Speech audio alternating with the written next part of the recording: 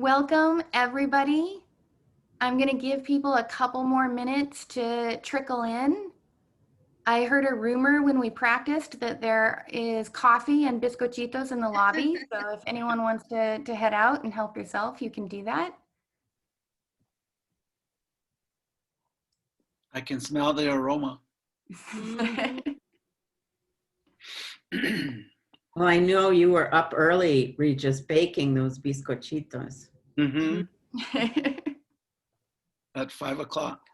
Well, I'm especially grateful to the majority of the members of this panel for getting up early. So it's a different time in the Midwest where Brian and I are, and I'm really grateful to the Rocky Mountain crew for getting up at 8:30. And if there are any Californians or West Coasters with us, thank you so much for joining us at 7:30 a.m. I'm going to go ahead and get started. Welcome, everybody. My name is Flannery Burke, and I'm an associate professor in the Departments of American Studies and History at St. Louis University. I'm speaking to you from the traditional ancestral lands of the Osage Nation. The process of knowing and acknowledging the land is a way of honoring and expressing gratitude for the ancestral Osage people who were on this land before I was. Much of our discussion today is going to acknowledge and honor Indigenous presence in New Mexico. So I'm going to turn to an introduction of our speakers now. Once I've introduced them, I'll provide a very short summary of the Yazzie Martinez decision and our first question. And then I hope that you don't hear from me again. There's a lot of knowledge in this virtual room, and I want our audience to be able to hear it. I'm going to introduce people in the order that they joined this call. So I hope that works for everyone's screen. Dr. Glennaba Martinez is Associate Professor of Educational Thought and Sociocultural Studies and Associate Dean for Education Preparation and Development at the University of New Mexico. She is the author of Native Pride, The Politics of Curriculum and Instruction in an Urban Public School, which is a great read and I highly recommend it. Dr. Rebecca Blum-Martinez is Professor of Bilingual Education in the Department of Language Literacy and Sociocultural Studies at the University of New Mexico, where she specializes in bilingualism, second language learning, and language maintenance and revitalization in language minority communities, particularly Spanish-speaking and American Indian populations. Dr. Patricia Jimenez Latham is Director of Transform Education New Mexico and former Director of the Center for the Education and Study of Diverse Population at New Mexico Highlands University, which is my grandfather's alma mater. Regis Pecos is co-founder and co-director of the Leadership Institute at the Santa Fe Indian School in New Mexico and former governor and lieutenant governor of Cochiti Pueblo. And Dr. Brian Collier is the director of the American Indian Catholic Schools Network and faculty for the Alliance for Catholic Education at the University of Notre Dame. Finally, this panel would never have come together without Maria Archuleta, the communications director at the New Mexico Center on Law and Poverty, and the best read person I know on this planet. So Maria, thank you so much. Here's the very brief introduction to Yazzie Martinez. The Yazzie Martinez decision was a 2018 New Mexico court decision that ruled that New Mexico school children were being denied their constitutional right to a sufficient education. The court mandated that the state of New Mexico provide adequate funding so that all students have the opportunity to learn. The mandate includes that the state provide a multicultural and multilingual framework for students. For this panel, we'll just be focusing on that mandate, that New Mexico provide a multicultural and multilingual framework for its students. And so the first question that I'm going to throw out is, how do we each define a multicultural and multilingual framework? And what examples within and outside of New Mexico guide us? And before I throw things open to the group, I just want to tell the audience that I'm going to be using first names so that there's not confusion between the two Drs. Martinez's. But let's not forget that they are Dr. Martinez. And finally, a correction to the introduction, Dr. Glenabah Martinez is no longer an associate dean at UNM in the College of Education and Human Sciences. She is, however, the director of the Institute for American Indian Education, and I apologize for that error. So I will return to that first question. How do we each define a multicultural and multilingual framework? And what examples within and outside New Mexico guide us?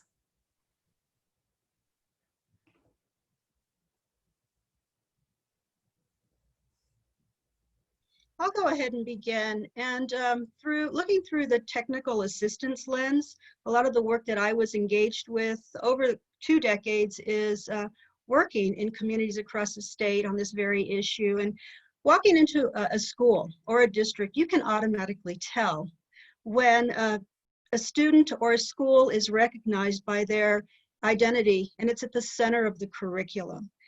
And I think that is one of the things that we need to learn as providers and in school districts, that as soon as you walk in, you set the stage for that opportunity to be multicultural, multilingual, and really addressing those identities. It's at the heart, student equity.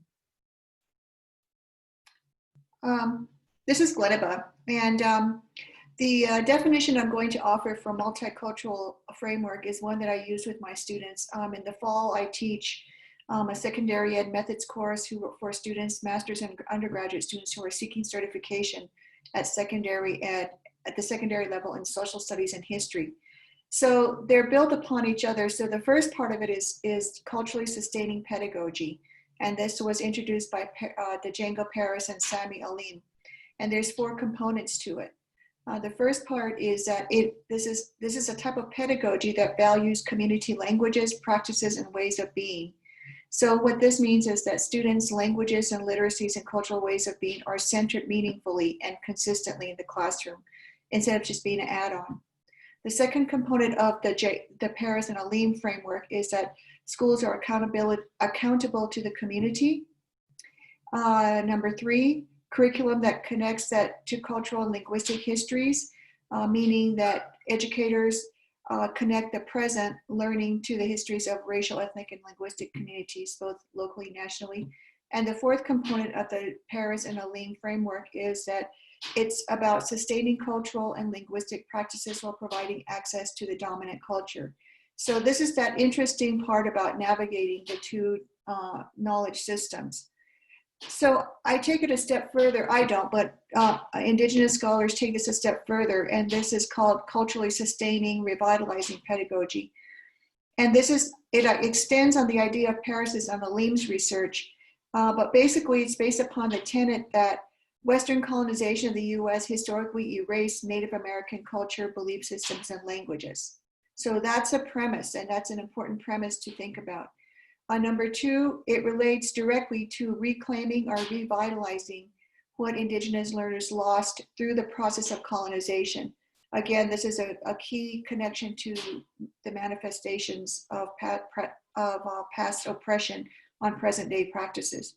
Number 3, it's a promising practice in which you would utilize Indigenous cultures and languages to positively impact Native learners' achievement. Number 4, and this is the last one, there's one more after this.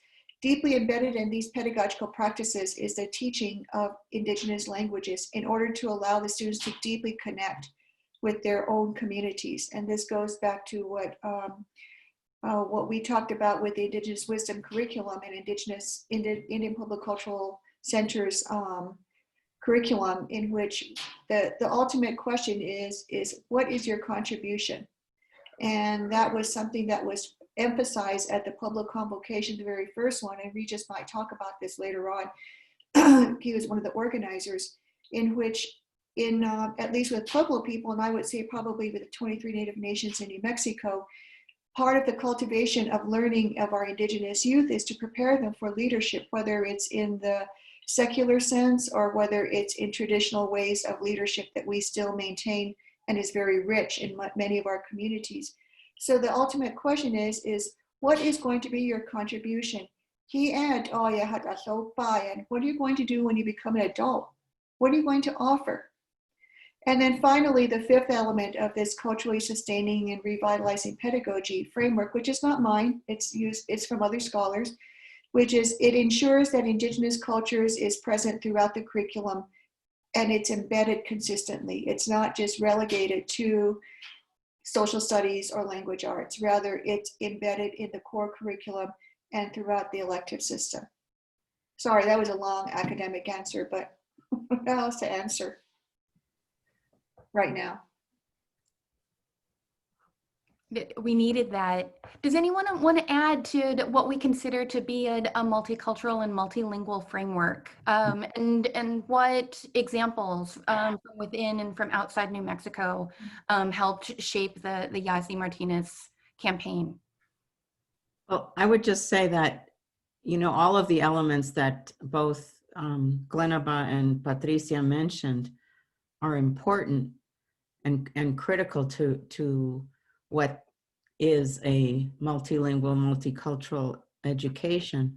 But I think that it also requires that schools and school personnel stop viewing themselves as the experts, and that instead the families whose children are in the schools know best what the children need.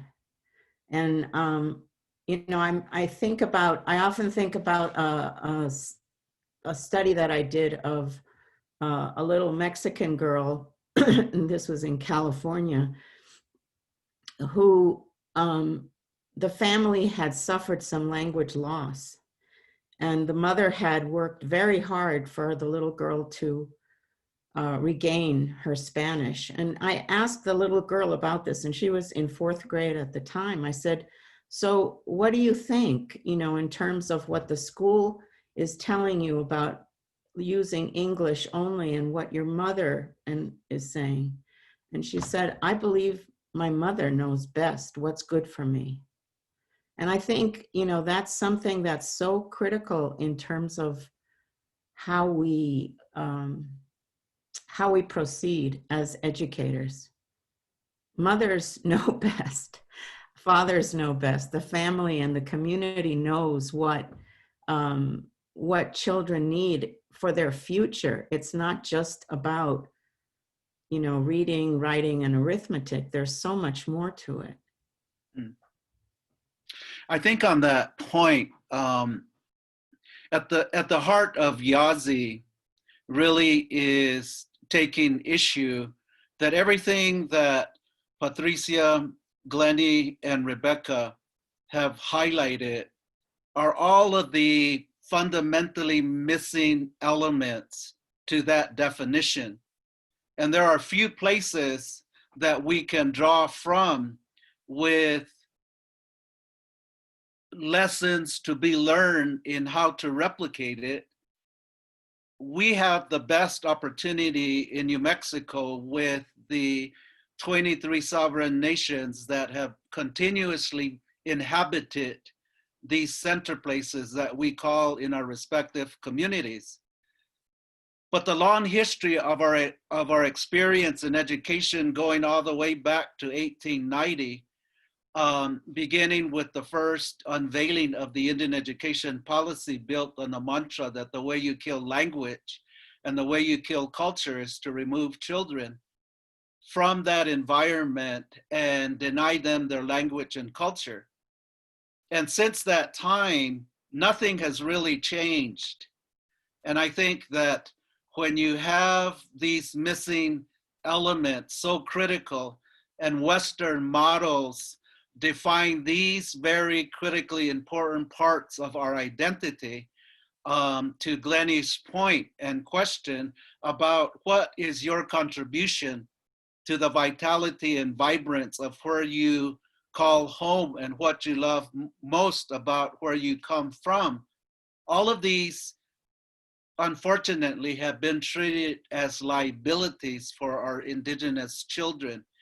And the long history of conditioning results in disengagement to this day, as outlined in Yazi on the question and the point that the representatives from the public education department responded to with regard to the disengagement of parents as having no interest in the education of their children.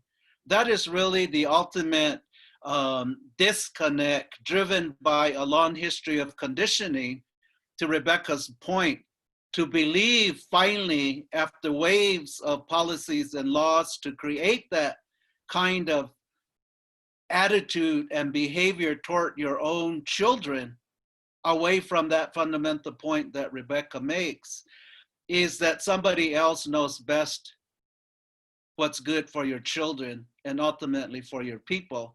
And so in their contributions to identifying what multiculturalism is, or multilingualism is, or should be, that's at the heart of YAZI, because even in a place like New Mexico, when 70 or 80% of the children are linguistically and culturally blessed, as we say, don't have the luxury of having that part of a vision of the educational experience that their parents, their grandparents, and generations have been subjected to.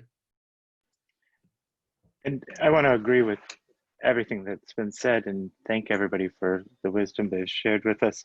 I had the privilege of visiting several schools in New Mexico in the last year that were doing language and culture preservation and restoration, and those aren't the right words. They were actually making those things primary, not preservation, but they making them primary.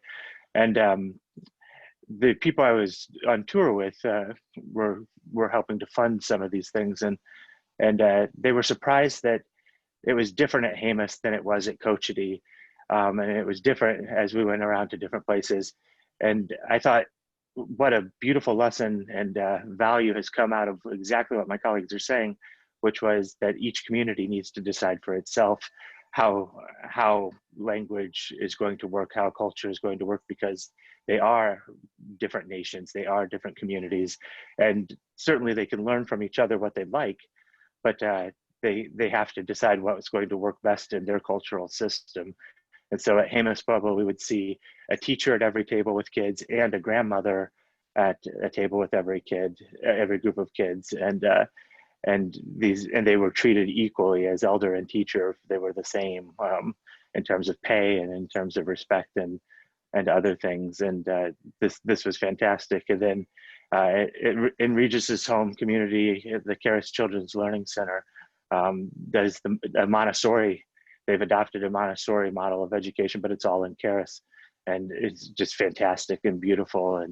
And so each community is deciding for itself, and that is probably the ultimate goal of this. And it speaks to Professor Glenabah Martinez's point of this necessity from the fourth point of Paris and Alim, this necessity to honor and make primary the culture as is necessary to the experience of the people that live it and are again, preservation is too weak a word, and maybe somebody can help me with that, but it's primary, it's essential, and so I think that is going to be the ultimate legacy of this case.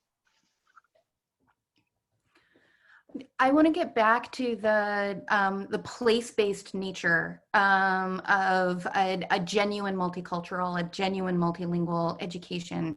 But for the sake of our speakers, I'll go in the order of the questions that I shared in advance. So our second question was, what would an educational system that embraces, reflects, and incorporates the diverse cultural and linguistic heritage of New Mexico look like? What would be its key defining features?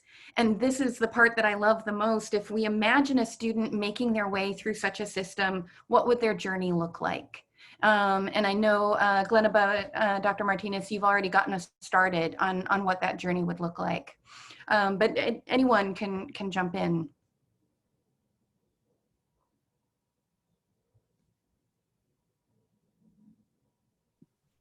Well, I had the honor of working with 11 Native Indigenous faculty in the College of Education, and the Department of Native American Studies, and we constitute, what we have is we have this group called the Institute for American Indian Education, IAIE. And we were able to conduct, I think it was a total of 13 community forums. We went all over New Mexico, like Torreon, Shiprock, Mescalero. We went all over the place, as well as in this area, in which we had 3 basic sets of questions that we asked of community. And we conducted these forums in the afternoon and in the evening. So we had 2 a day. And Native faculty went out, and we had 3 or 4 at each of the settings. Our former dean, Dean Ochoa, went to 2 of those sessions and was also a facilitator. And so he left us, but you know, we miss him. So, but anyway, at this forum, a lot of people expressed some very deep thoughts. And I think what was the beauty of these community forums was that they were largely held in a language, conducted in a language that was comfortable to the community. So some communities express themselves in their native languages. I recall a very remarkable memory I have is at Torreon, at the chapter house there, which is, I'm half Navajo, and so that would be my chapter house if I lived where my family lives in Rincon Marcos, near Torreon. The session was almost entirely in Navajo. And so we had Navajo faculty plus Patrick Gorrito, who lives in Ojo Encino, which is near Torreon. And they conducted the entire session almost in Navajo. And so we heard a lot from people. And what we did was we had volumes of data from all of these places. And Dr. Penny Bird was our program manager at that time. And she, with the entire faculty, we basically coded the data. We coded what we heard, and we said, what are the people saying? So IAIE came up with 6 guiding principles that now guide our work. And I believe this is pertinent to the question that you're asking. So if you don't mind, you want me to just tell you what the phrases are? Okay. All right. So phrase 1, or the first one, the first principle is, in terms of educator preparation, you know, we are a college that prepares educators. So we believe that colleges of education, schools of education need to commit to culturally responsive educator preparation, meaning that the programs must affirm the historical and contemporary presence of Indigenous peoples through content, pedagogy, assessment, and that pre-service educators must be mindful of how their own dispositions and cultural biases can affect pedagogy and relationships with Indigenous youth, family, and communities. And we're talking about supporting the integrity of language, culture, and sovereignty. Number 2, looking at leadership, because leadership is a large part of the schooling system with principals, vice principals, and superintendents. We believe, are the people stated, that school systems need to affirm Indigenous governance and sovereignty in the preparation of educational leaders. That these leaders must be prepared to serve Indigenous communities. They must honor Indigenous sovereignty and governance so that you can cultivate a strong, respectful working relationship with the people that you're serving. A third component has to do with curriculum. And this is where we believe that school systems need to center Indigenous knowledge and skills. The curriculum must counter the pattern of settler colonial narratives, and they need to practice privilege Indigenous epistemologies, in other words, the ways of knowing. How do we know what we know? And all students, no matter who you are, whether you're Native or non-Native, and if you're students, you must pursue an education that must be prepared to embed these knowledge and skills in order to affirm the perspectives of Indigenous peoples and nations. A fourth component was language and culture, and we believe that people said that we need to strengthen Indigenous language and cultures. They've stated that language efforts must engage students and all that are in schools in partnership with Indigenous peoples and nations through culturally place-based approaches to teaching, curricular development, program planning, and research. And that all students who are pursuing a profession in education and the students that we teach must develop a critical consciousness of the complex issues of language diversity and development. And that people need to recognize that language, native language and cultural pedagogy is intergenerational and sustaining. And so that goes back to what Professor Blum-Martinez said about how mothers and fathers know best, aunties know best, uncles know best.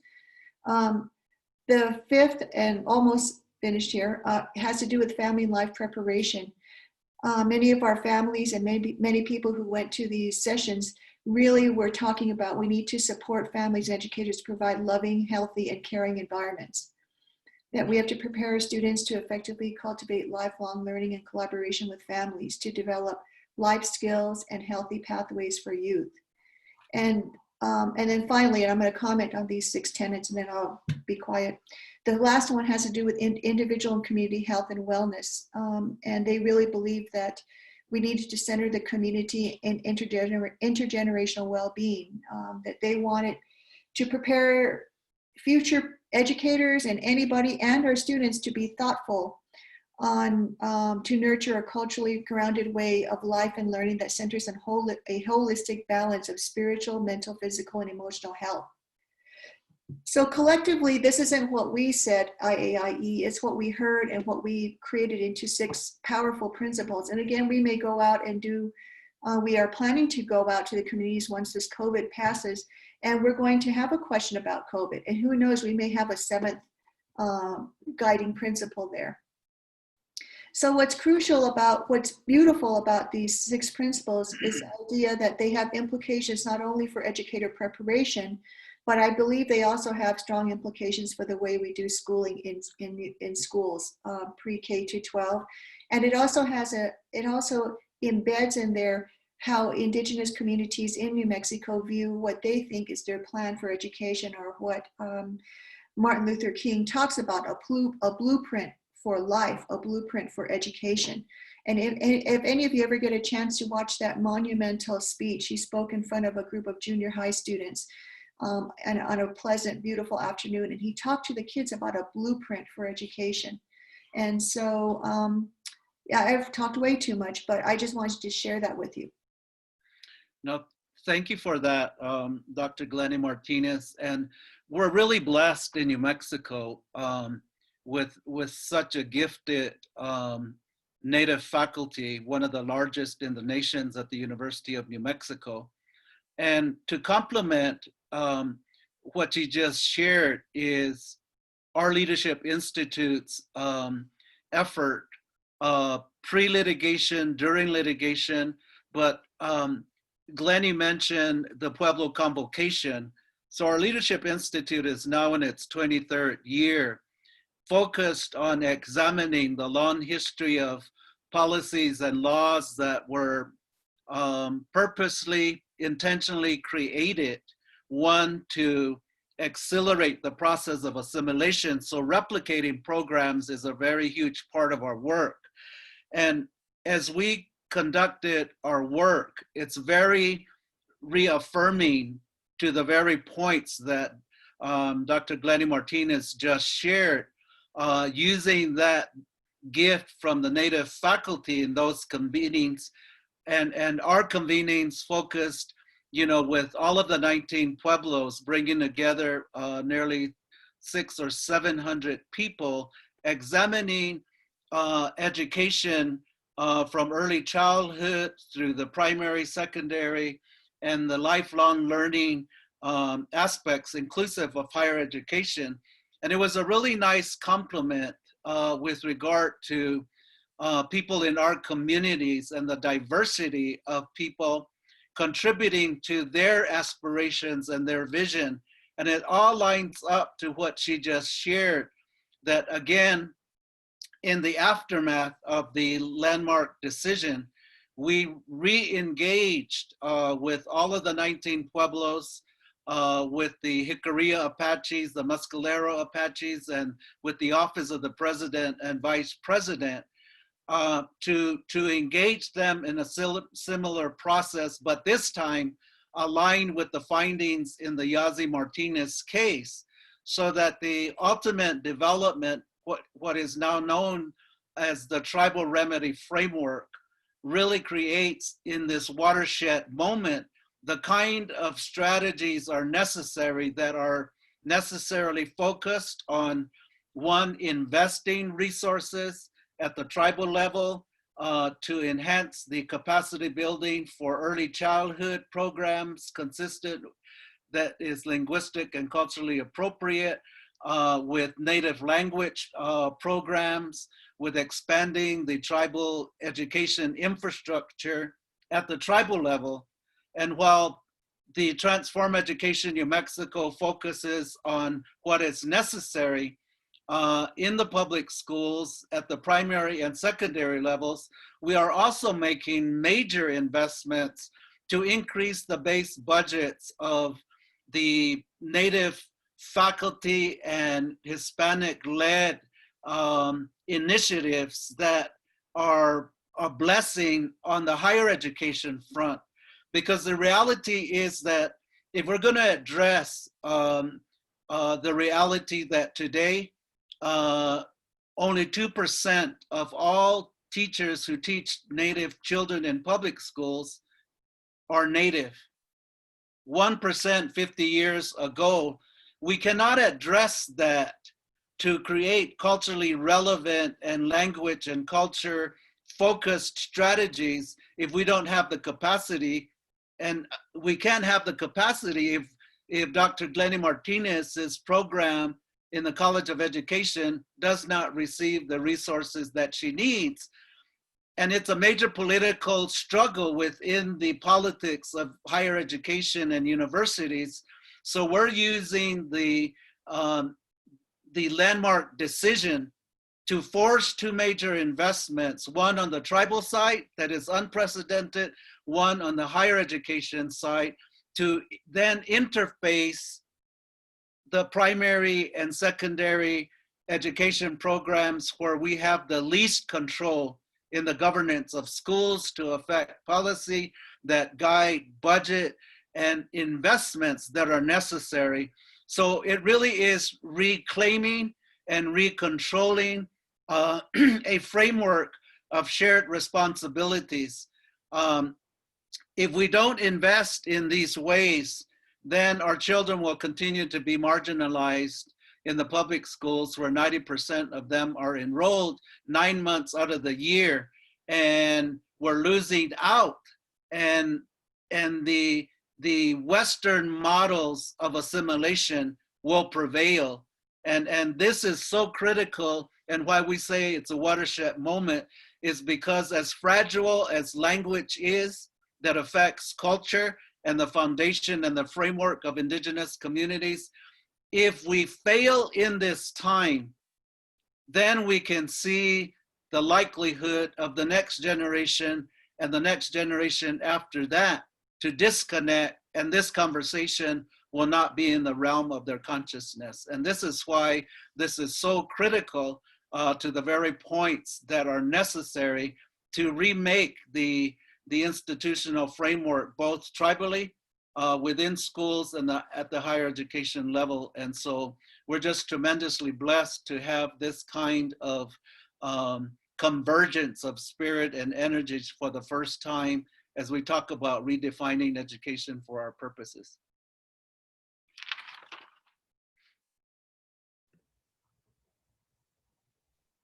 And so if I may, Dr. Glennie, Regis, and Dr. Blum-Martinez certainly stood as experts in the Yazzie Martinez case. And just kind of thinking about where we're at this point in time, you know, beforehand, before Judge Singleton ruled, we as a community of like-minded educators, community members, tribal leaders, came together before the decision was made, because we knew the fact that Yazzie Martinez even exists in New Mexico was extremely painful to all of us. So coming together, therefore, after the decision, the judge did give us remedies in which to follow. And a community of folks came together. They were teachers, they were educators, community members, families, youth, tribal leaders came together, and therefore came the birth or the grassroots organization Transform Education New Mexico.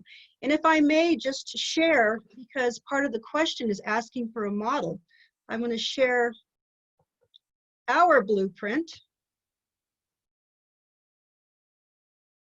in New Mexico, which is Transform Education New Mexico. Again, this was not done in a vacuum. We have the expertise across the state to be able to do this work. And as my colleague Glennie speaks to, a blueprint for New Mexico, based and grounded in a multicultural, multilingual foundation. This is what we lovingly call our North Star in New Mexico. And Regis just went through just the tenets of it in such a beautiful way. But at the very base is this whole idea of the multicultural, multilingual framework. And as we think about this, it certainly has so much to do with what is happening on the ground. So we talk about teachers and our school staff. We know one thing that it's really important to us to ensure that we have the workforce necessary to work with our students across the state. But there's a great need for educators, and mostly educators that look like their children. We also have student supports in place to ensure, especially now in this point in time, with issues related to technology, the broadband that's necessary for our students to even engage in classroom settings as one of the tenets. Health and wellness. One of the things that we have seen successfully implemented in our state are community schools. And this whole idea of, especially now via COVID, our students are going to need more supports as well as our families, especially in our tribal communities and in rural education in New Mexico. Curriculum and instruction, ensuring that we do have the tools we need in the classroom. We have extreme expertise across the state to develop curriculum for our Indigenous communities and New Mexican communities. We want for that curriculum to speak to the identities of our children. Also looking at this through the lens of accountability and the funding necessary to do this. This takes money. And with that, also ensuring that there is the most valued tribal consultation and collaboration to ensure that we are looking through the lens of what our communities need, not what others think they need. And so therefore, I invite all of you to take a look at Transform Education New Mexico, because this is our North Star, and what we are saying is our blueprint moving forward, along with the Tribal Education Alliance and those tribal remedies. So I have the Transform website at the bottom of this particular slide, and so please feel free to take a look and join us. Thank you.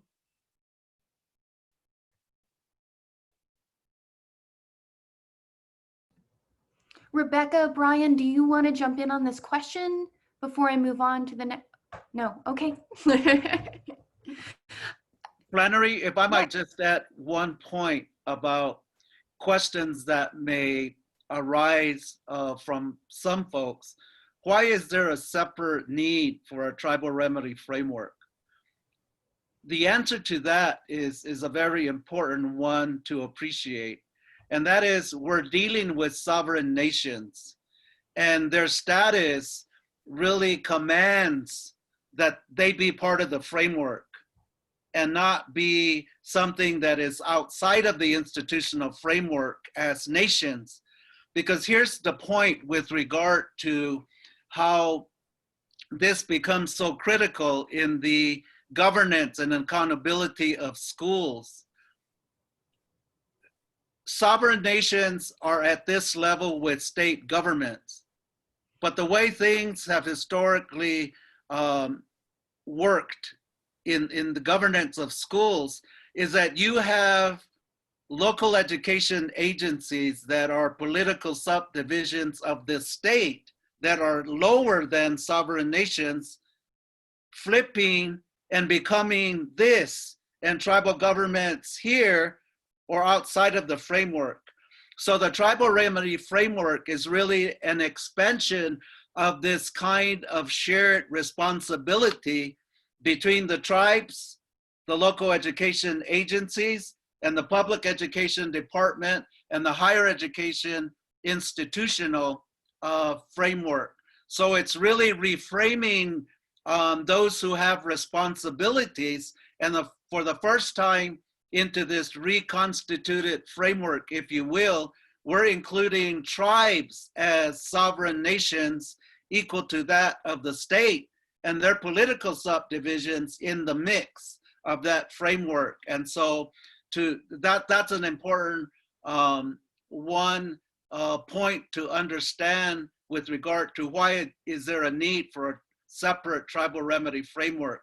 it's to complement this larger North Star that is the comprehensive educational blueprint that Dr. Glenabah Martinez made reference to, and what Patricia just shared with you. Thank you.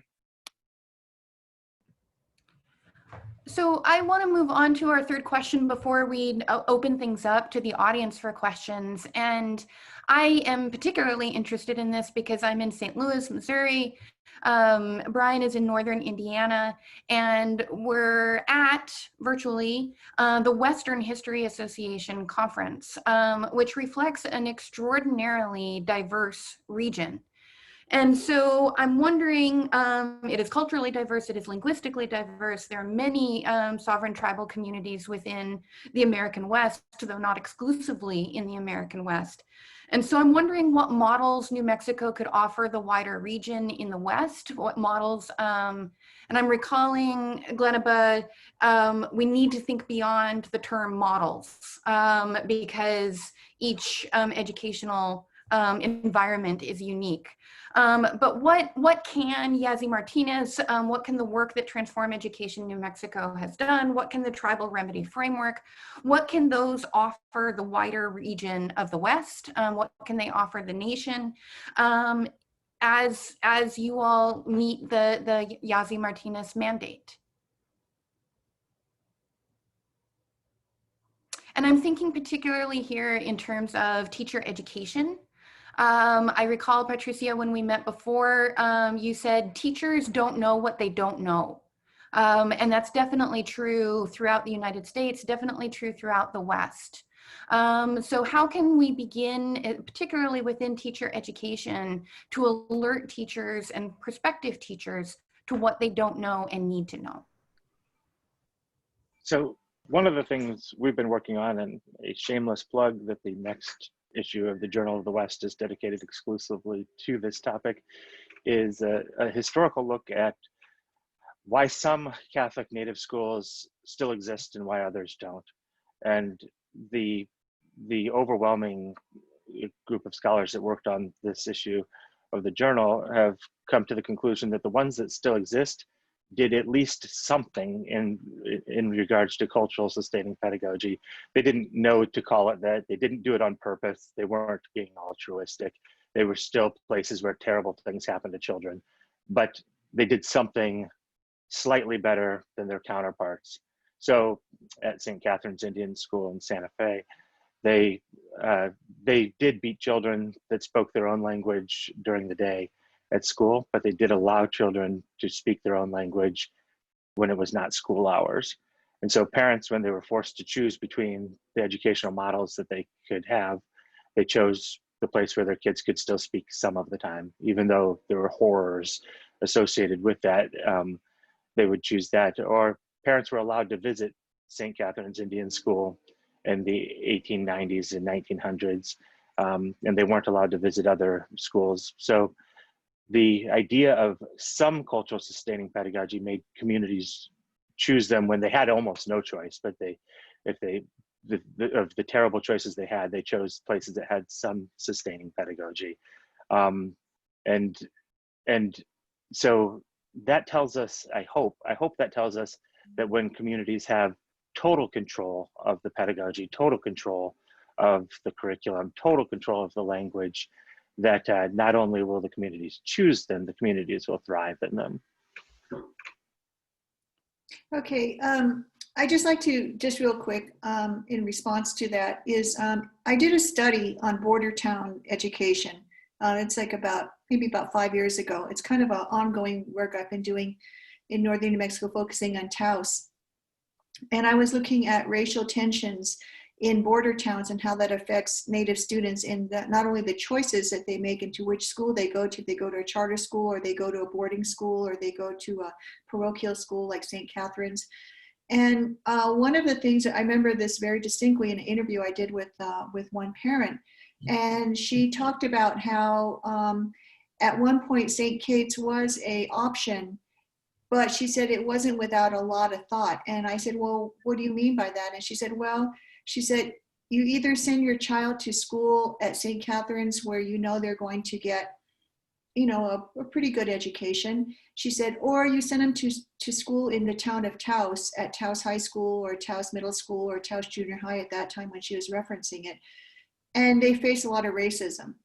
And we're seeing a lot of this border town type of racial micro and macro aggressions in schools like Bernalillo, the two Farmington high schools.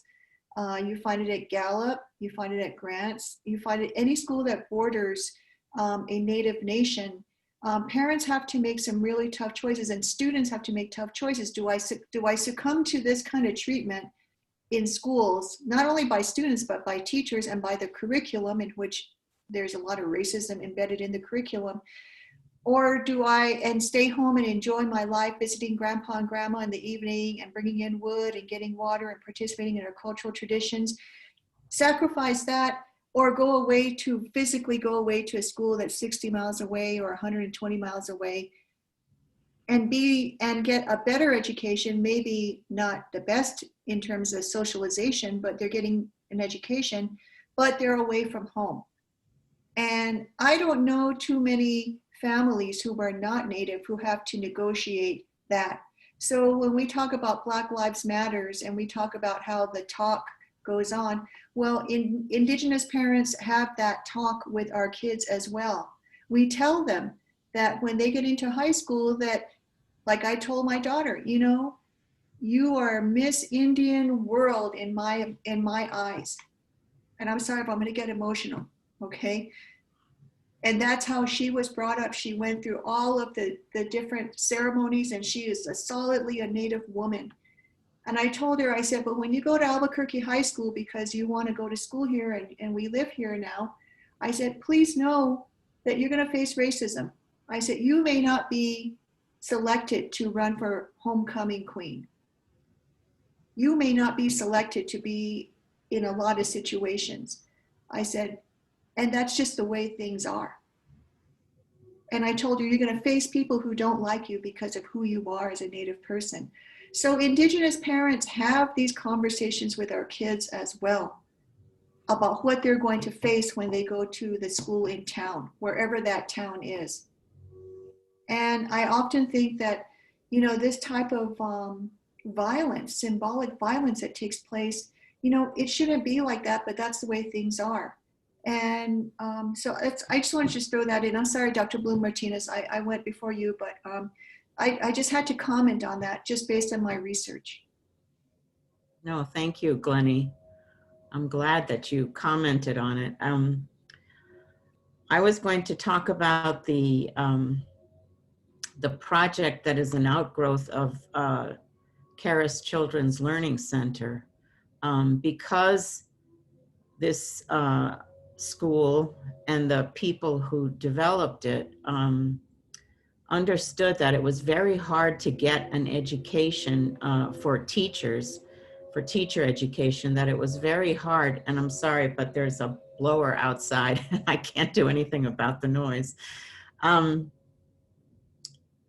That they then decided that they were going to develop their own teacher education program.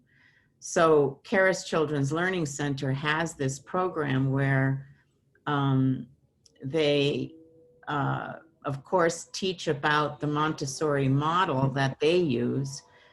They teach the principles of Montessori, but at the same time, they stress the necessity of having the community decide what should be the content and how it should be taught to the children. So I believe that they are on their second or third year of doing this. And people have come from other places, other tribes to get this training and then go back so that they can then decide how they want to develop their own programs in the communities.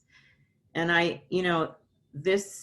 both Glennie and I work at the same institution, and we're both involved in teacher preparation. And I think that, the way in which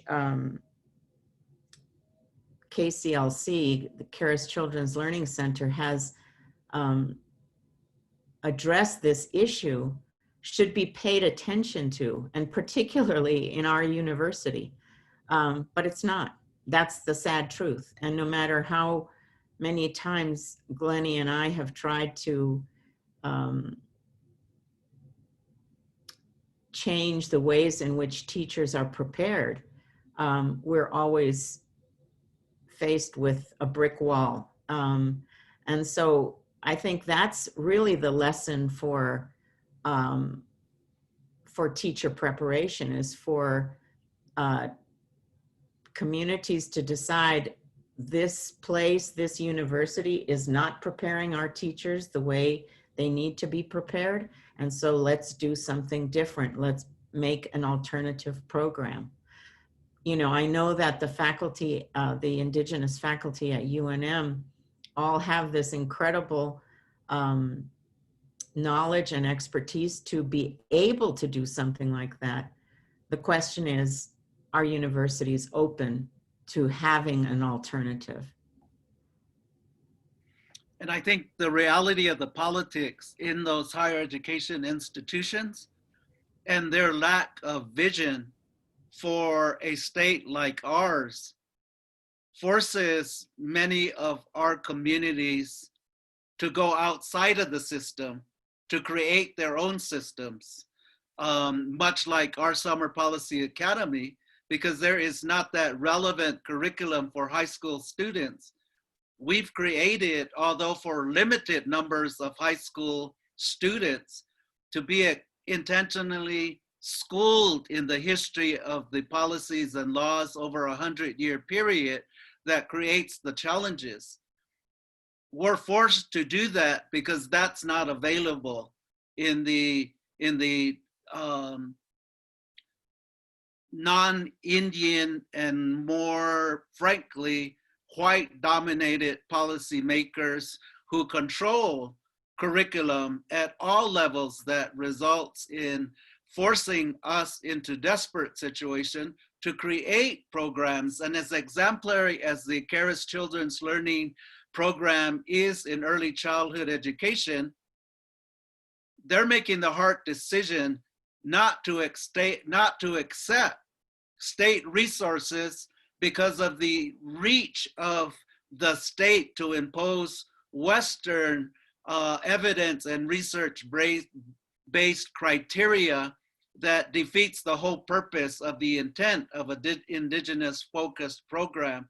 And so that's the sad reality, that they can't access resources provided by the state to remain independent, just as we don't accept that for the same purpose. But that's not the way that we should have to address the things that matter most to us as Indigenous peoples. And the whole movement here is to now put in statute that if tribal programs are provided permanent sources of state revenue, we want to make it clear in statute that those programs should be assessed or evaluated by what is culturally appropriate, defined by the tribal governments. And if higher education programs like the ones we see at the University of New Mexico or at Highlands or New Mexico State or at NTU or Diné College, when they receive resources for these kinds of approaches, we also want to make statutorily clear that they should have every opportunity, one, to use their own culturally appropriate design, whether we call them instruments for assessment, evaluating their programs, that when they're forced to use Western approaches, clearly makes it incompatible in measuring success defined in our respective terms.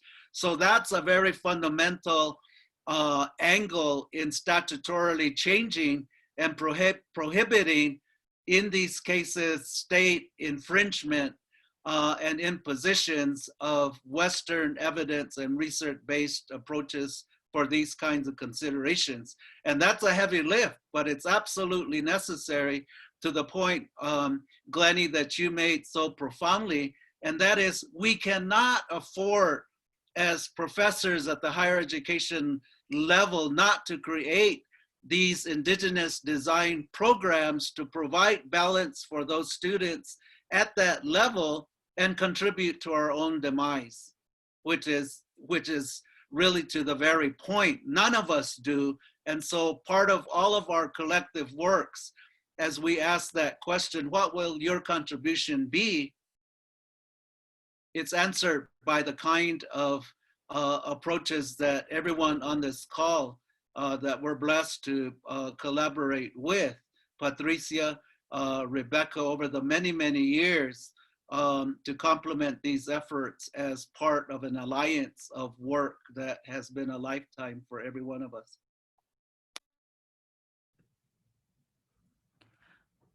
I want to begin opening things up to questions from the audience. And while people formulate those questions, I know that I, over the past few days, have had to pause, with my hands on the keyboard as I thought about what it is I want to ask at this conference. So I want to give people a chance to formulate those questions. So while people are doing so, I have a question of my own. And I'd also like to bring in the work that some of the experts here have done with Spanish language.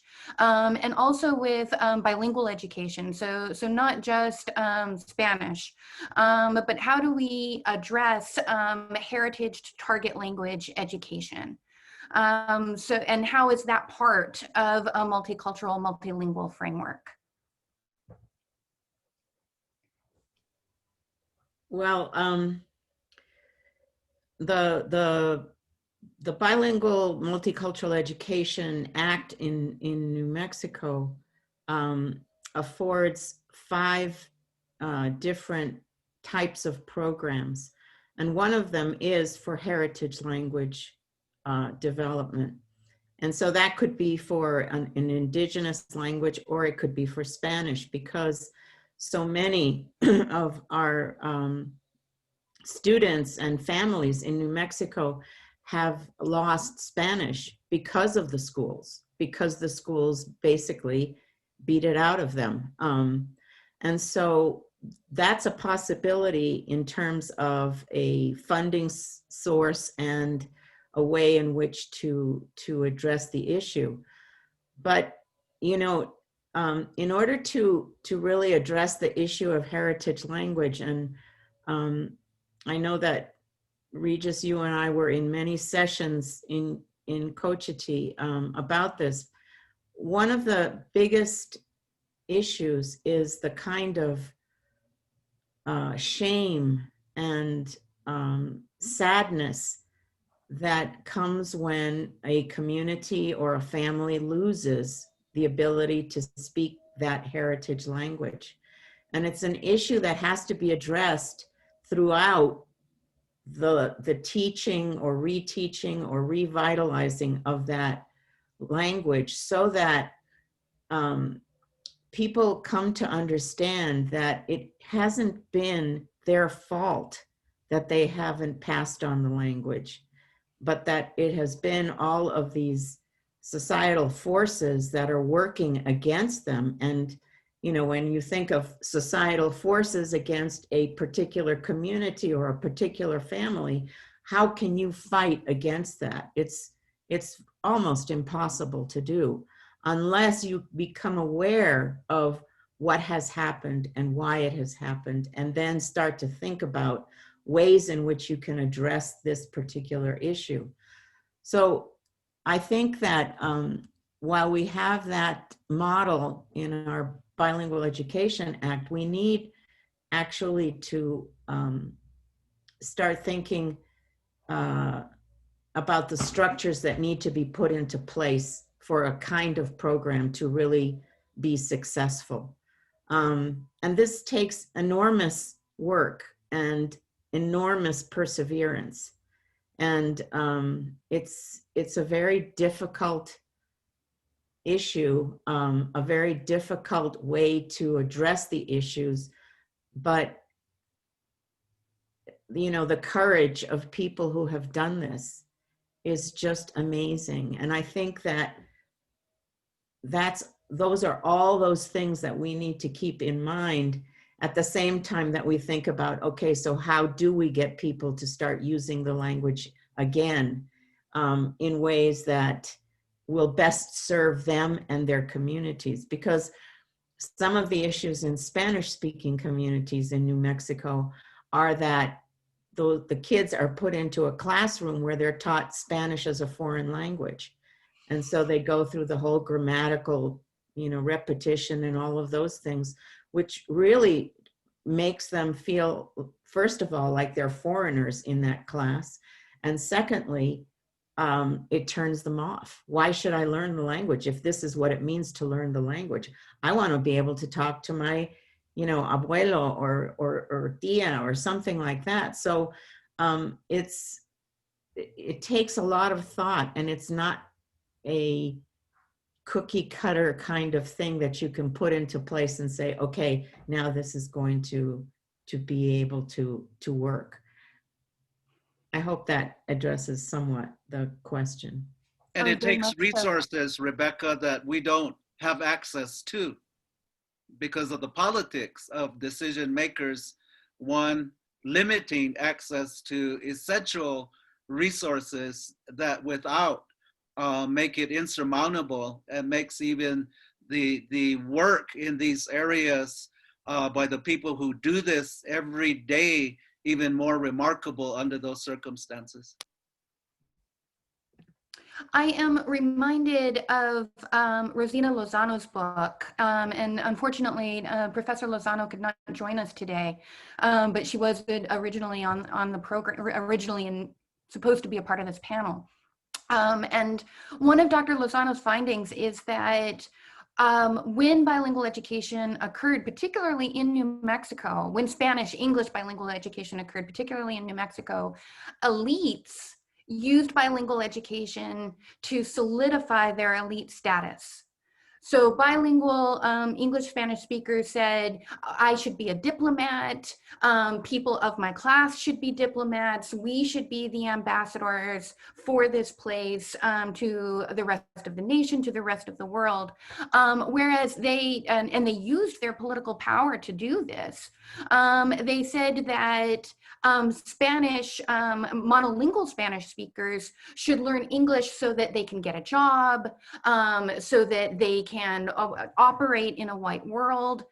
So my question is, and I know the funding is so crucial, the funding is so important, but how do we make sure that the funding goes to the right places so that it doesn't reproduce existing hierarchies? Well, I do agree with Professor Lozano at a particular time in New Mexico where this was occurring. But my colleagues and I have just completed a book, and Regis is one of the contributors to this book, on the history of bilingual education from the 1960s to the 1990s, which was another period in which Spanish-speaking people really made an effort to make bilingual education a possibility in all of these communities. And I believe that while there were obviously elites involved in some of the work, this was really something that came from communities that were basically fed up with how they were being treated in terms of the schools. And so bilingual education then became part of the legal structure of New Mexico education.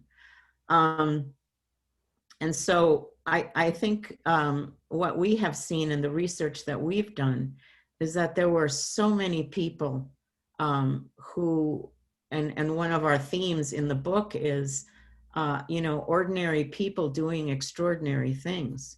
These are folks who come from tiny hamlets in New Mexico and who say, okay, I'm going to run for the school board and I'm going to make sure that my kids don't get hit anymore for speaking Spanish. It's that kind of, what would I say, groundswell. And of course, this is based in part on the civil rights movement, because this is kind of what's happening all over the country. And this reaches the folks in New Mexico as well. The Serna versus Portales case, which is the only civil rights law that requires bilingual education as a remedy. So the Lau versus Nichols says bilingual education is best, but you can do this, this, and this. In the Serna versus Portales case, the judge said it has to be bilingual education. And this was started by the Serna family, who were migrant workers. So, you know, obviously students got involved, other people got involved. MALDEF was important there. But where it started was with families saying, you can't do this to our children anymore.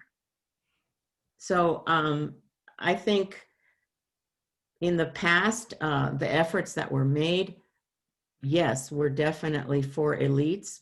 But more recently, I think that they included all kinds of people.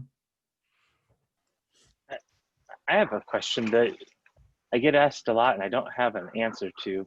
All of the people, I think, probably attending this panel, and all of you certainly understand the importance of multilingual and bilingual education.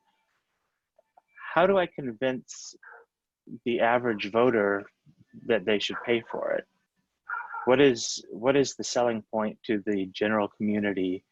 Besides, you know, of course we know it's good for culture and heritage, and it's good for the world, and it's good for different ways of thinking and preserving all those things.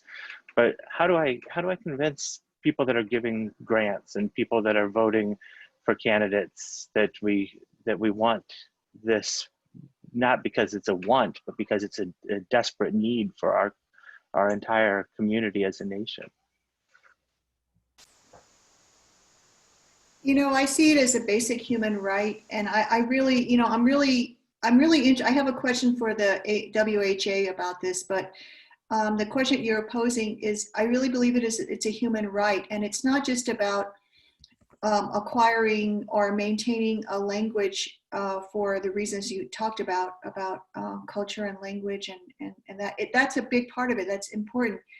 But it's also about integrity, and it's about respecting the unique status. I'm just going to speak about Indigenous peoples. I'm not a bilingual researcher at all, so Rebecca, you know, please, you know, correct me if I'm wrong here. But for Indigenous peoples, it's about a right that we inherently have as sovereign people.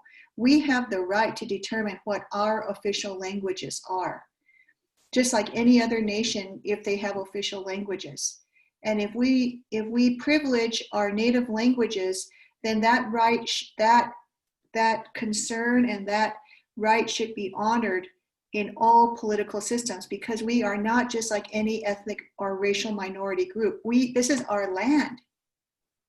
You know, if you use a settler colonial framework, this is our land. Like you made the, when you acknowledged the Osage people, this is our land. And so we have particular rights, like David Wilkins talks about. He's he's an Indigenous person who talks about sovereignty. And so for us, this is just, it should be embedded in the state constitutions. But if you look at the creation of the New Mexico State Constitution, the preconditions leading to statehood and at statehood, and the representation of Indigenous peoples in that state constitution, you can see how race operates. But we also have to acknowledge how racial hierarchy operates in states, how racial hierarchy has privileged particular positions of certain groups, colonizing groups that have come through New Mexico, of which we're in the third state of colonization. You know, we started with Spanish colonization for a brief period. It was under Mexico, and now we're in the third state of a colonial state, which is the US. And if you keep that mind frame that we are not, you know, this is a colonial state, then I think understanding how languages and language policies operate, I think it makes a little bit more sense, and adding the idea of racial hierarchy and how that operates. And Laura Gomez writes a lot about this, and I really like her work on this. So is the answer actually then that we need some sort of Truth and Reconciliation Commission, because Yeah. what you said, I No. agree with. I agree with all that you said, but I can't sell that in 2 minutes or 1 minute to the average person that I encounter who has to make funding determinations. You know, if So, this, if, So yeah. if the real current, quick, wait, Regis, just real quick, I just want to answer this because this will get to my next point, which is then I bring this back to the WHA, which is, I don't mean to point, it looks so weird on the Zoom, That's okay. but it really makes the point, is WHA, what is your political commitment to responding to the Trump administration's current push for a patriotic education? Because it has direct implication for social studies and history education. Because unless we promote Common Core standards, state standards to create a critical historical consciousness among everyone, then you can't expect them to understand the political nature of language preservation, understanding sovereignty, because people are clearly miseducated in the general population. They are clearly miseducated. And it doesn't help when you have political people at the national level pushing particular agendas, like when they were trying to tell people, don't do the 1619 curriculum, no more critical race theory, no more anti-racist professional development. All of that is consumed. And we're, you know, I think it's foundational. You know, it starts with the way people are educated. I'm sorry, go ahead, Regis. I really feel strongly about this and it's really bothering me, so. And I And that's why really, you're here. I really, yeah, and I really agree with you. And I train social studies teachers, and one of the things that we're trying to do constantly is get them to acknowledge some of the settler colonialism pieces that you spoke about. But on average, it takes about 87 years for an idea to make it, if it ever makes it, to make it from an academic work from Flannery's book into a curriculum, about 87 years. And that's a lifetime. And so I'm wondering, how do we speed up this process in social studies education so that general citizens of the United States have the kind of respect and acknowledgement of the sovereignty that you do inherently have as humans and on this continent. So I'm fully in agreement. I'm really lost as an educator as to how to accomplish this on a broad scale. We can accomplish it on small scale, but how do we accomplish it on the broad scale?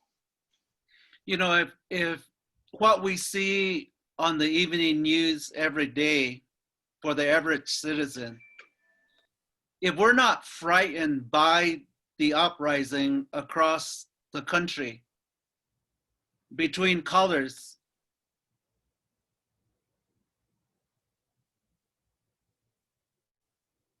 it really is frightening that what we see is the ultimate travesty of the failure of education to have created a citizenry across the United States of America ignorant to the lack of the history that should be a part of all of our educational experiences.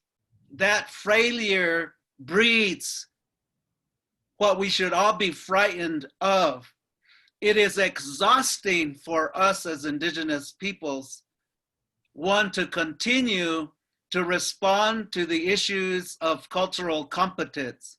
It's not just about us or for us, it's about for us collectively to become culturally competent so that we are respecting as a basic human right Glennie's points with regard to what is important as the heart of our identity. And if New Mexico is an example of a land of enchantment that one brings people to experience the spirit of diversity, and yet fundamentally our educational system is failing to perpetuate what we say we love so much about the beauty of the diversity of New Mexico as a microcosm.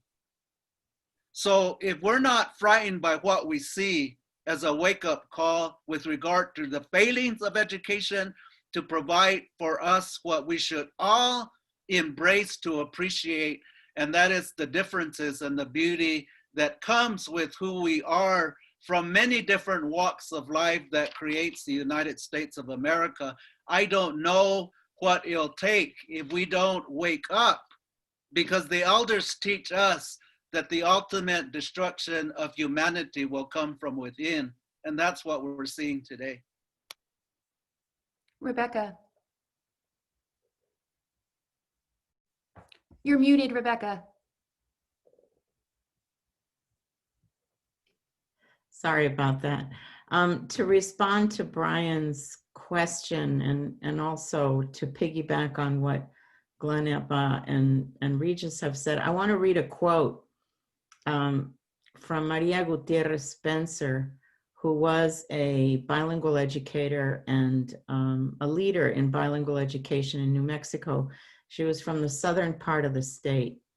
And in 1973, she was asked to go before the Senate Committee on Education when they were reauthorizing the Bilingual Education Act, the national one.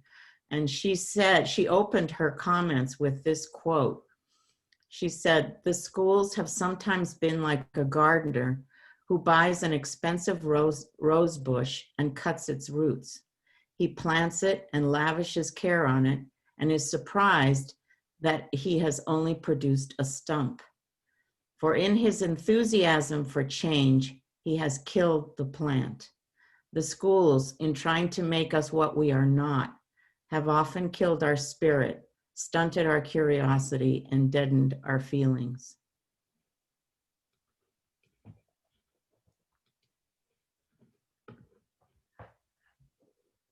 Brian, I think I'm echoing everyone here, but if we need a soundbite answer when we're talking to taxpayers, when we're talking to school boards, when we're talking to majority white audiences, my soundbite is, how can we afford to pay for this? How can we afford not to?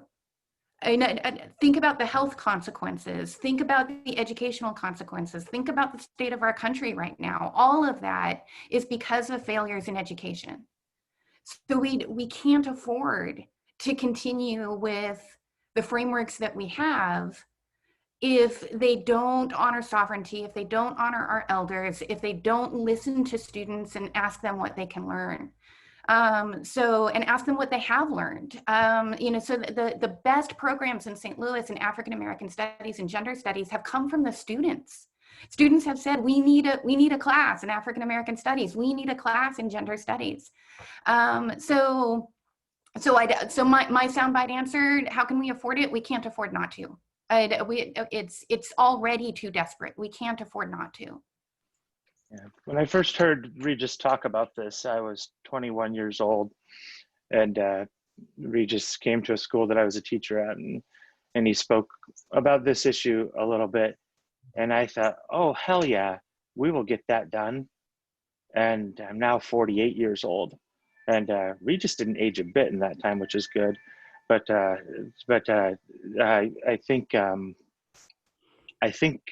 thought what he said made so much sense. It was so logical, that what he said to us 27 years ago, it was so powerful that I thought certainly everybody would be right on board with this. And I'm worried that we're not making progress fast enough, and that people aren't listening to reason and logic. And so that really concerns me. And I also heard Regis say clearly that this isn't just Native people's responsibility; it's all of our responsibility. And so I think we need to continue what we're doing, of course, and I think we need to get these things into the curriculum more quickly. So I'll offer a plug for something I've not been a part of, but I admire, which is Stanford's new online curriculum for social studies, and it's an open source project. It's free, so school districts can get it for free, and individual teachers and individual communities can insert content in this open source project, and then it can be used widely. So Pueblo culture and history could be taught in New York State or wherever teachers could adopt it. And then we just need to make sure that people are adopting good curriculum and good pieces. And it's not without its faults, it's not without its problems and things, but currently it fills a void of there being no easy access to something that's been put together by a community. You know, there's, I'm really glad that you brought that up, because that is one particular platform for curriculum. But there's been some old ones. I mean, I'm just going to say if you want truly Indigenous history from New Mexico, from the public perspective, go to the Indian Public Cultural website and look. It's now called the Indigenous Wisdom Curriculum. You know, I've worked on that for years. Christine Sims, Azel Humitiwa, Natalie Martinez, we're all Native educators, and all of the creators of that curriculum are current educators in the Taos Day schools, Zuni schools. They come from all over. So there's that, but we've also always had Rethinking Schools. We have the Zen Historical Project. We have Facing History, Facing Ourselves. We have Teaching Tolerance. I mean, there's a lot of really good projects out there if teachers want to use that. But again, we have to look at how are teachers de-skilled in the process of working in their school sites. Right now, COVID is de-skilling teachers fully. I mean, because we're working with a new platform, you're limited in the things that you did with face-to-face instruction. And it's really scary, but we also get de-skilled through assessments, statewide assessments, state standards. At one time, New Mexico had the end of course exams that were a joke when it came to really understanding what students knew at the end of US history, New Mexico history, economics, and government. So, you know, I mean, there's a lot of work to be done, and I just keep thinking about what Graham Smith talks about. He's a Maori educator. And Graham Smith would talk about how transformation takes place at multiple levels. It's not just one place. It has to take place at multiple levels, at policy, instruction, community, student, everybody, because everybody can exercise agency. And, you know, I just keep thinking about the work that I've done. I taught Native American studies to Indigenous youth who are incarcerated at the statewide facilities here at YDDC and Camino Nuevo. And, you know, talk about violations of not only violations that they committed to bring them to that place, but how many of them are also victims of adverse childhood experiences. On top of that, of being, in a way, their cultural sensitivity is kind of cut off to them unless they have people like First Nations coming through and doing all that important work. So, but again, that whole operation of statewide facilities to rehabilitate kids who commit things like murder and other very serious crimes, it's run by CYFD, and CYFD is part of the state apparatus, and it doesn't have the best record in New Mexico right now. I love all the social workers and the case managers, but there's something seriously wrong. So yeah, this is just larger. I mean, it's curriculum, but my own training, it really is connected to the way how power operates. It's social, economic, political power. It's intersectionality. It's all of those things. And I would agree with that full-heartedly. And I agree with that full-heartedly. And I think we need more intersectional opportunities like this discussion, so that wisdom can flow out of it to convince Congress and taxpayers and day-to-day educators and schools of education and textbook companies and the intersectionality that you're talking about. I think so I appreciate this conversation very much, just because of the worlds I walk in. I want to have the opportunity to try to represent as many of those groups as I can. And all of you have provided such good insight into that today. So thank you all so much.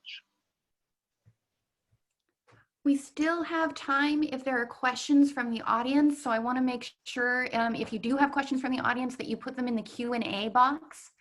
So we do have 5 more minutes, 6 more minutes in which we can discuss.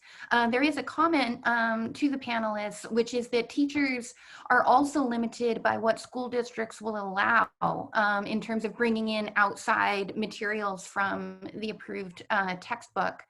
And I just want to say very quickly, because I'm more interested in what the panelists have to say, but I know in conversation with teachers in St. Louis, since COVID, I have seen COVID as an opportunity in this regard. So a teacher asked me this summer, I'm teaching AP history for the first time, what should I do? And I said, you do whatever you want. Now is the moment.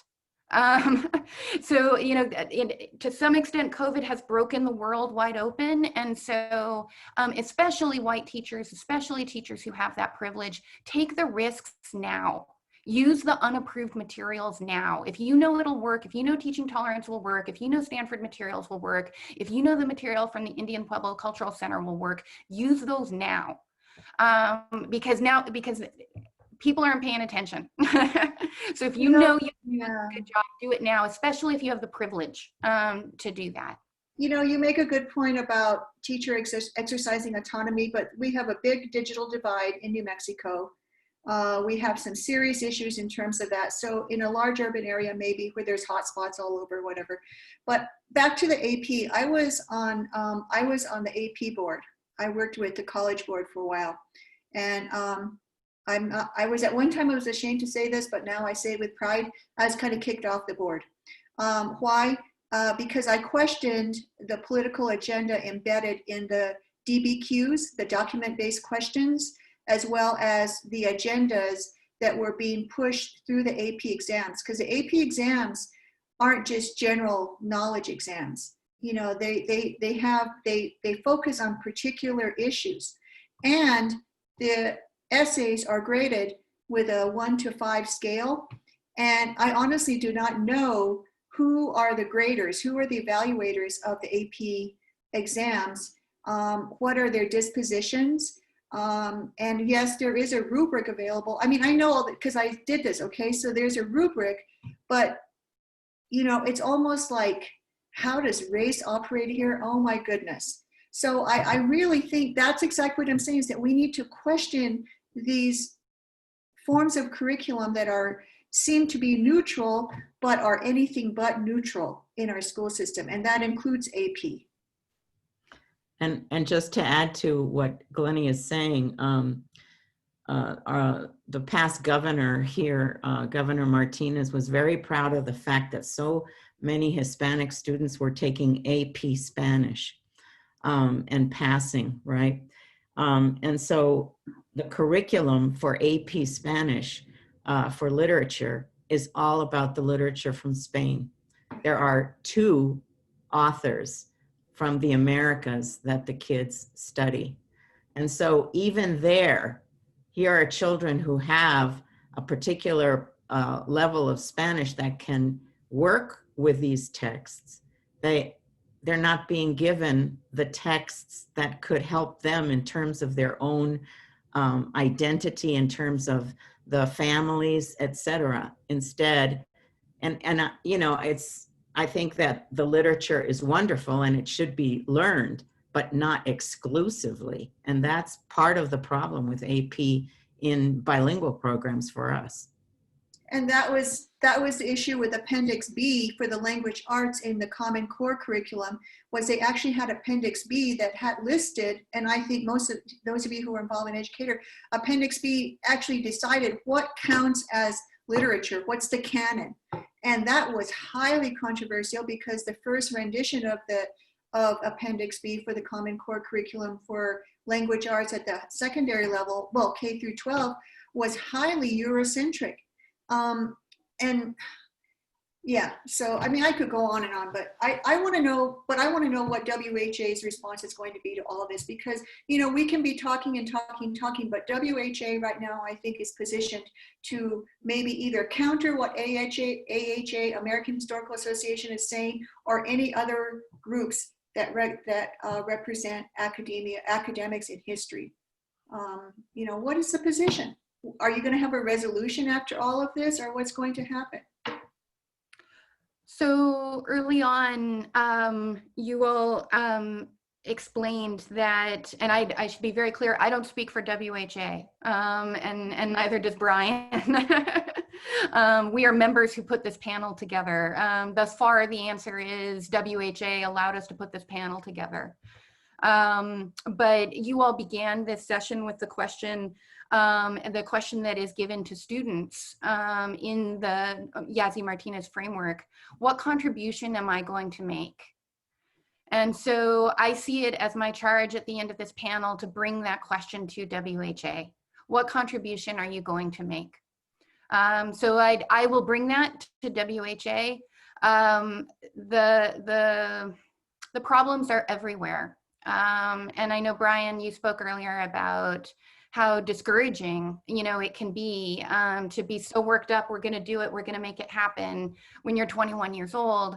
And now, at middle age, what have we done?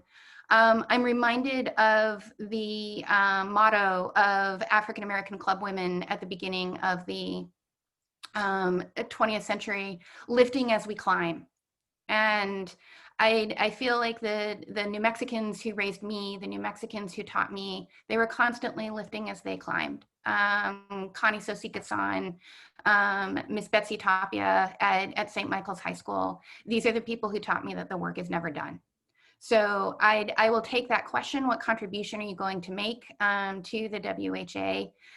One of our audience members has commented that this panel is a good starting point, but I hope that everybody in the audience will take that question, not just to organizations like the WHA, but to the American Historical Association, to the Organization of American Historians, to their school boards, to their school principals, to their school superintendents, because as I said earlier, we can't afford not to do this. It's a huge charge and we can't afford not to do it. One of the other questions we ask in our Leadership Institute to the one that Glennie shared, what will be your contribution? The other one is, what do you love most about where you call home and where you come from? And what threatens what you love most? The other one, then a follow-up, is what do we want future generations to inherit from us? And as educators, being predominantly part of this discourse here today, that can be very specific to educators. What do we want future generations to inherit from us? To be complemented by that other question about what do we love most about where we come from, as defining answers to those questions to propel us to action-oriented engagement and conscious and intentional engagement to define what your contribution will be. We are going to end there. I want to thank everyone who attended. I want to thank my panelists so much.